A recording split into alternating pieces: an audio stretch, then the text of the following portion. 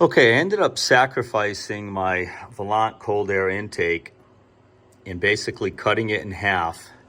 Now the throttle body is 3 1/4. The intake is 3 1/2. I used my heat gun and I heated that ductwork up right there, and I was able to dent it in a little bit and make some room so that I could put it on a slight angle downward. So now you can see the 90-degree connector. That's 3-inch coming out of the bottom of the air box. So now what I want to do is replace this coupling with a 3 1/4, or excuse me, a 3 1/2 to 3-inch reducing coupling.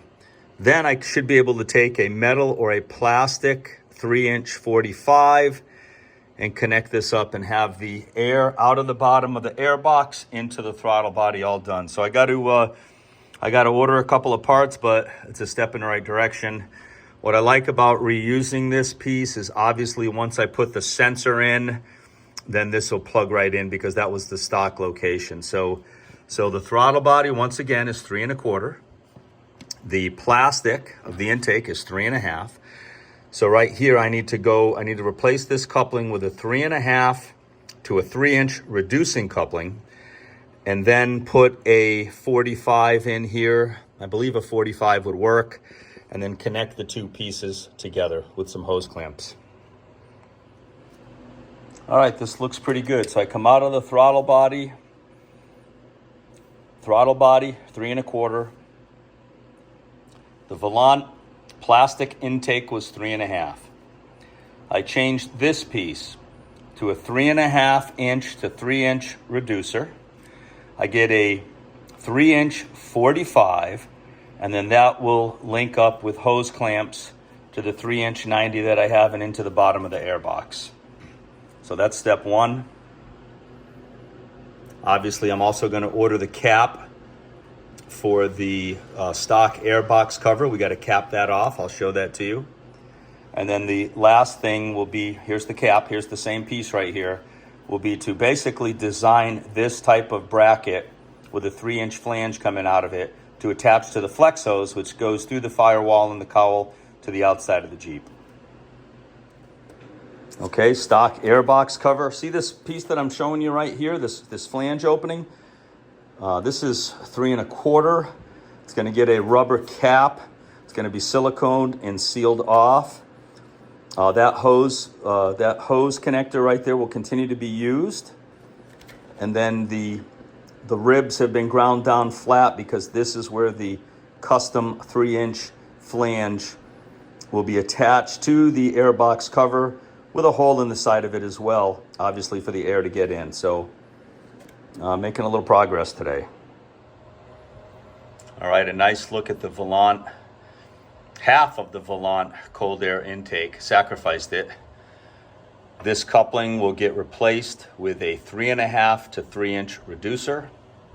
Then we'll get that 3-inch 90 and work it down into the bottom of the air box.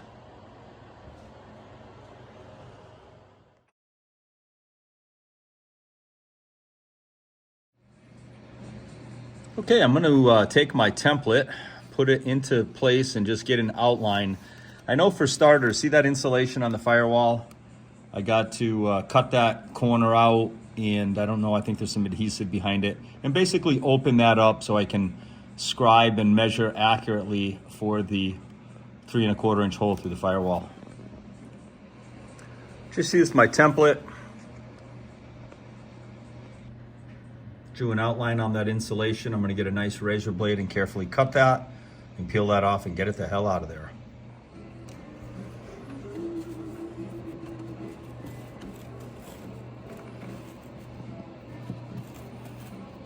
Let's see, I got some more to cut right there.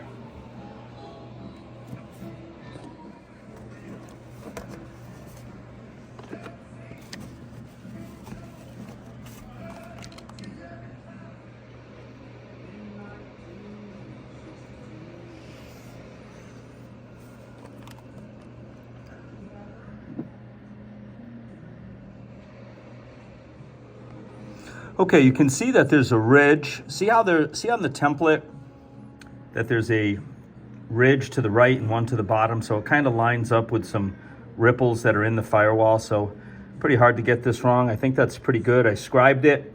I did notice though there's an opening in the center and there's some more of that tape. So that could be a problem for me for trying to get a hole saw started. So obviously it's a 3-inch hole that I've scribed, and inch and a half to center it. You can see the indentation there though, so this could be a little tricky. I don't know if that's going to be strong enough to guide my pilot bit for the hole saw. Obviously, when you buy the template or the kit, it comes with a metal template, and they have you pop rivet the metal template to guide the hole saw. So that's another thing I'm going to struggle with. Okay, I had a really hard time at first because right where you center the pilot, there's an opening. There's just some tape, like a rubber mat. So I extended the pilot out farther, and I was able to poke a hole through the second layer that I have to drill through. So that should hold the hole saw. Now I'm going to spray some oil on that and work this thing.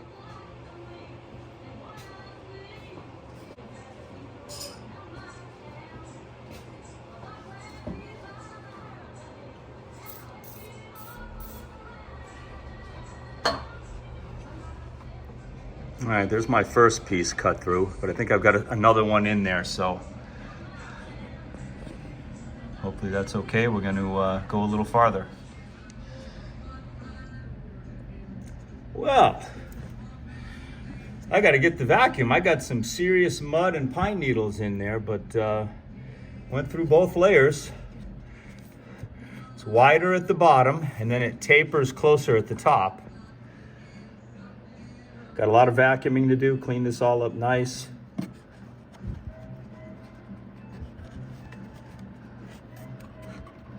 Well, I'm in that compartment, so.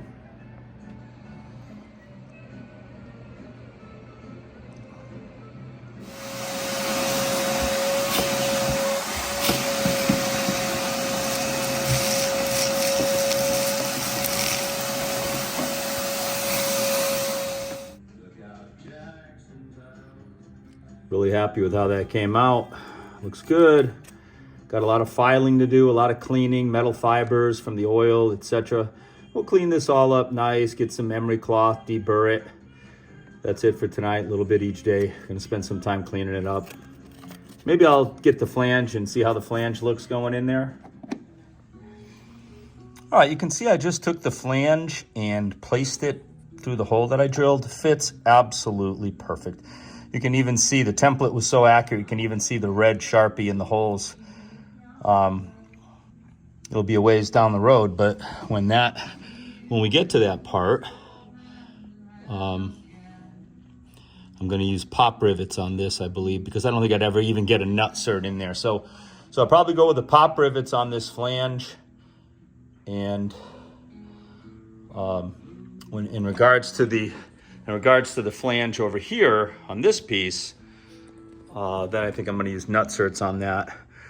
So this is kind of nice. So you can see that material in there. It's like hardcore Gorilla Tape or duct tape. It's painted tank green, so it blends in. That's all going to come off. But it's nice to have this done. I'll sand the edges. You can see that the flange goes in kind of far. Obviously a 90 is going to hook to the end of that, and the 90 will come through this opening where I'm shining the light, and then the other flange will be centered right here in between these two bolts. And believe it or not, the center point is right on the seam right there. So I'll get blue tape, and that'll be another day, and it'll involve a lot of prep. I think I'm going to streamline the Jeep a little bit. See these pillar lights here shooting forward and to the sides? I think I'm going to remove both sets, maybe keep the feeds in there because they're tied into my Apollo Intec switch pod. So nice chunk of work to get done. A little bit of anxiety removed here. As you guys know from earlier in the video, I'm waiting on some parts. You can see that the 3.5-inch intake is sitting in the go position. I got a bunch of various parts coming that will end up attaching to the bottom of the air box. So happy to get some of this stuff done. I took some sandpaper, sanded up the hole. Got rid of the sharp edges. Had a little leftover tank grain, sprayed it a little bit. The flange will cover all of that. I'm even thinking about taking some duck seal and filling that gap. There's insulation now. It's wider at the bottom and it gets a little narrower towards the top. But I might just fill that all in. You can see that I just took duck seal and packed that in all around there. Nice, filled that in. And then the flange will fit in there, and then we'll, at some point, I'm probably just going to put it in there now in place, but at some point I'll drill the 1/8 inch holes. There's 4 of them around it for the pop rivets. There's going to be some rivets that actually hold that in. So still cleaning up all the metal chips and painting this and making sure it's all squared away. All right, fits like a glove. I am impressed with that. The duck seal even made it tighter going in, so that's just sitting perfect. That's gonna sit there for a while. Obviously, another day I'll be painting, taking some painter's tape and taping all of this right here. And I don't have a template for it, but I'll be able to get it. All right, once again, you can see that when this thing is done, the major wiring harness will go underneath the flange through the firewall. This came out perfect. I'm not gonna drill or secure that yet because I've got a whole nother set of holes to drill on the top of the cowl. This mat here, this foil tape material is gonna have to be removed to access the top of this compartment. And then I'll take blue painter's tape. I'm gonna lose the pillar lights. I'm gonna tape this all off. I don't have a template, but it looks like the hole is centered between that bolt and this bolt. And then basically the center of the hole is right in the seam of the corner piece of the cowl and the removal piece. So you'll end up with a 3 1/4 inch hole right here. So really happy with how this came out. It's nice that something went well here. I've been struggling a little bit with the air intake. The battery location was a home run. That's sitting there. And I'm waiting on a bunch of parts for the intake.